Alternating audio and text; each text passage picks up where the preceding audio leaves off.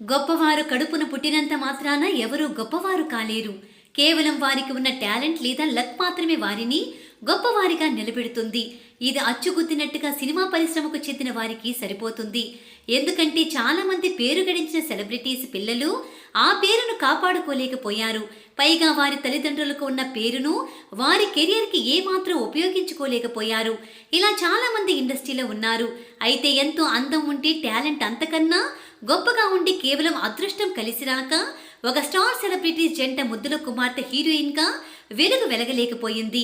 ఎంతకీ ఆ హీరోయిన్ ఎవరు, ఆమె తల్లిదండ్రులు ఎవరు, ఎందుకు ఆమె హీరోయిన్గా రాణించలేకపోయిందనే విషయాలను ఈ వీడియోలో తెలుసుకుందాం. వేదాంతం రాఘవయ్య గారు మరియు సూర్యప్రభ దంపతుల కుమార్తె నటి శుభ. వేదాంతం రాఘవయ్య గారు అంటే తెలుగు సినిమా ఇండస్ట్రీకి మొదటి హీరో. అప్పటి ఏఎన్ఆర్ గారు, ఎన్టీఆర్ గారుల కన్నా కూడా గొప్ప నటుడు. వేదాంతం రాఘవయ్య గారి భార్య అయిన సూర్యప్రభ కూడా మంచి నటి. వీరిద్దరు తొలితరం నటీనటులుగా స్థిరపడ్డారు. సూర్యప్రభ గురించి చెప్పాలంటే ఆమె చెల్లెలు ప్రస్తుతం బాలీవుడ్ క్వీన్ రేఖ తల్లి అయిన పుష్పవల్లి.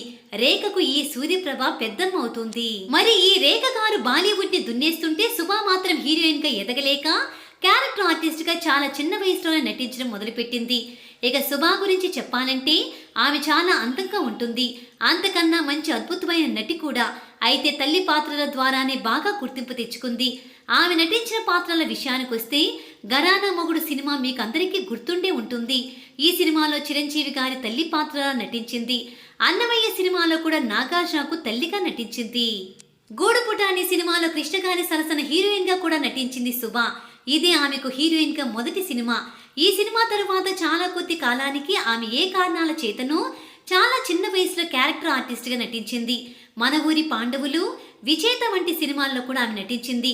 ఏప్రిల్ 1 విడుదల సినిమాలో కూడా ఆమె ఎంతో సహజంగా నటించింది. తెలుగువారు ఎక్కువగా ఆమెను గుర్తించకపోవడంతో ఆ తర్వాత కన్నడ మరియు తమిళ, మలయాళ భాషల్లో బిజీ ఆర్టిస్ట్గా మారింది. ఇక హీరో శోభన్ బాబు గారు కోడినాగు సినిమా ఒరిజినల్ వర్షన్ అయిన కన్నడలో ఆమె హీరోయిన్ కావడం విశేషం. ఇప్పుడు ఇలాంటి ఒక ఆర్టిస్ట్ అయితే ఉండటం కష్టం.